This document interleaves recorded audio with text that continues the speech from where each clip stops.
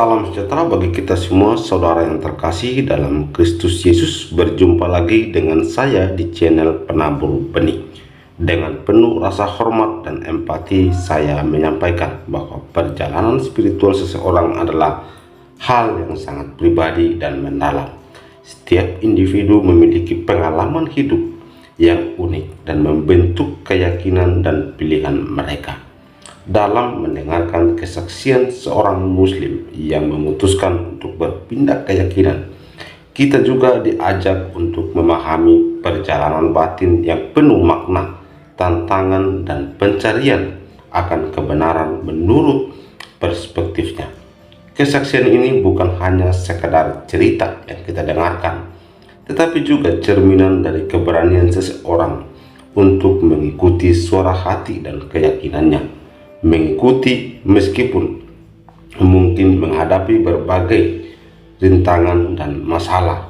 Dalam mendengarkan kisah seperti ini, penting bagi kita untuk mendekatinya dengan hati yang terbuka tanpa prasangka dan dengan penghormatan terhadap kebebasan beragama yang menjadi hak setiap manusia. Semoga kisah ini dapat menjadi pelajaran berharga, baik dalam memahami keberagaman, memperkuat toleransi, maupun merenungkan perjalanan iman kita masing-masing. Mari kita jadikan pengalaman ini sebagai pengingat bahwa setiap orang memiliki hak untuk mencari dan menemukan jalan hidup yang menurutnya membawa kedamaian dan kebahagiaan sejati. Karena itu, saudara terkasih, di channel Penabur Benih akan mengucapkan terima kasih banyak untuk teman-teman semua yang sudah subscribe, like, komen, dan share video-video dari Penabur Benih, sehingga channel ini boleh terus berkembang dan kiranya nama Tuhan yang selalu dipermuliakan dalam kehidupan kita sebagai orang yang percaya kepadanya.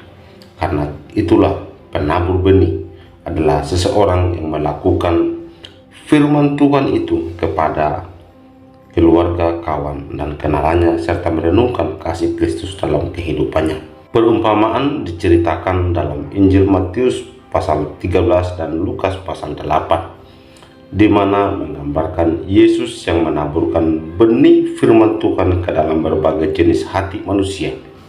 Hati yang seperti pinggir jalan dirampas iblis, hati berbatu yang hanya sementara menerima firman, hati berduri yang terhimpit kesibukan duniawi, dan hati tanah subur yang mengerti firman dan berbuah. Makna dari perumpamaan adalah seorang penabur dan juga benih dan tanah. Maknanya, penabur melambangkan Yesus Kristus sendiri yang datang untuk menaburkan firman Tuhan tentang kerajaan Allah. Benih adalah firman atau sabda Tuhan tentang kerajaan Allah. Tanah mewakili hati setiap manusia yang menerima firman Tuhan tersebut. Tanah di pinggir jalan, benih di sini adalah orang-orang yang mendengarkan firman tetapi tidak memahaminya, sehingga iblis mengambil firman itu dari hati mereka dan mereka tidak sampai percaya atau diselamatkan. Dan juga masih banyak lagi cerita-cerita lain perumpamaan tentang tanah dan juga tanah yang berbatu, tanah yang di pinggir jalan, tanah yang berduri, dan juga tanah yang subur atau baik. Namun ada pesan utama dari perumpamaan ini adalah bahwa penerimaan firman Tuhan sangat bergantung pada kondisi hati seseorang, dan hanya hati yang tulus dan jujur yang akan dapat memahami dan menghasilkan buah dari firman Tuhan tersebut. Mari kita menonton dan menyaksikan video berikut ini. Shalom. Shalom, Vinastor, Kristen. Ya, saya Kristen. Cuman tadi waktu di awal ada kayak satu pembahasan tentang gereja-gereja gitu yang pinginnya dilanjutin sama Bang Edis, tapi kok stop gitu aja gitu loh. Iya, karena itu mungkin dalam diskusi internal Kristen besok. Kita nanti kalau sudah ada rumah apologet, kita akan buat channel itu tersusun rapi. Jam sekian acaranya ini, jam sekian acara debat, jam sekian acara internal Kristen. Nanti kita bahas di situ. Baik, nanti sebenarnya saya kalau mau DM itu kan takut ya. Kiranya aku pengen punya kakak rohani gitu aja, karena aku dulunya itu dari seberang, terus baru 2 tahun ini, jadi aku dibaptis tahun kemarin ya. Oh, tadinya muslimah. Iya betul. Ngaku-ngaku nih. Coba kita tes dulu. Kalau tadinya muslimah, coba bacakan surat-surat di dalam Al-Quran. Yang mana maunya? Terserah, yang ingat saja. Apa aja ya? Maaf ya, Qul huwallahu ahad, Allahus samad, lam yalid walam yulad, walam yakul lahu kufuwan ahad. Sah Nah, itu aja, jangan yang lain-lain. Ya, sah ini. Begini Kak Vina, karena banyak orang-orang atau netizen, suaranya eko loh. Coba saya bisukan ya, Oh, saya bisukan. Oke. Gini Kak Vina, banyak orang-orang Islam yang tidak menerima kenyataan tentang murtadnya orang-orang Islam, gitu. Seperti itu. Makanya kita konfirmasi betul begitu dari mantan Muslim, dan banyak kok, banyak. Anda tidak sendirian. Ya silakan Kak Vina, tapi dihidupkan dulu mikrofonnya karena saya bisukan karena menggema. Mohon Ya. maaf. Saya nggak mau pansos karena kebetulan saya baru aja tahu ya tentang channel ini. Cuman saya pengen punya kakak rohani. Kenapa? Seperti pembahasan di awal tadi, Kak Edi jelaskan banyak gereja sekarang kehilangan kekudusannya. Gitu. Oh, ingin membahas itu ya. Itu satu tema yang sangat menarik yang bisa kita kaji panjang lebar. Tapi besok ya di acara diskusi internal Kristen. Oke. Atau gini, katanya ada Kak Yuli itu mungkin bisa lebih membimbing saya lebih baik lagi. Boleh gabung di sana. Apalagi yang sesama wanita gitu. Ya nggak tahu, semoga di DM ya, gitu. Boleh. Halo. Iya. Ngomong-ngomong, Vina Store ini jualan apa? Saya memang kan Kristen, tapi saya menjual gamis karena ini memang usaha saya dari awal. Oh, jual gamis gitu. Nah, tuh. Baiklah, Gitu. baiklah. Oke. Jadi, Oke, begitu saja. ini saya di DM ya, terima kasih. Sama Vina Store 99. Saya udah dipublish loh tahun lalu, jadi saya nggak paham. Saya tapi Ya, kita percaya kok. Karena Tadi ada- kan sudah.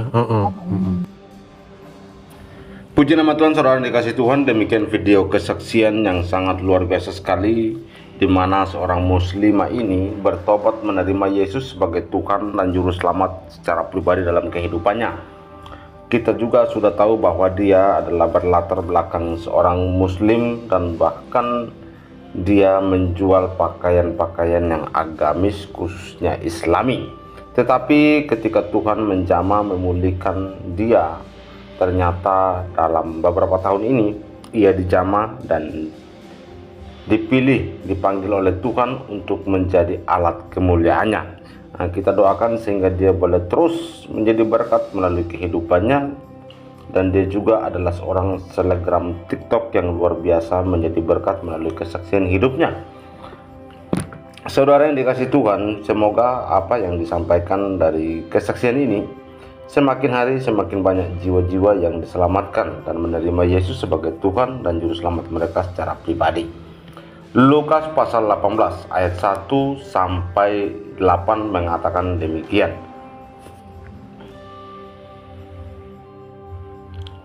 Perumpamaan tentang hakim yang tak benar. Yesus mengatakan suatu perumpamaan kepada mereka untuk menegaskan bahwa mereka harus selalu berdoa dengan tidak jemu-jemu. Katanya dalam sebuah kota ada seorang hakim yang tidak takut akan Allah dan tidak menghormati seorang pun. Dan di kota itu ada seorang janda yang selalu datang kepada hakim itu dan berkata, "Belalah aku terhadap lawanku."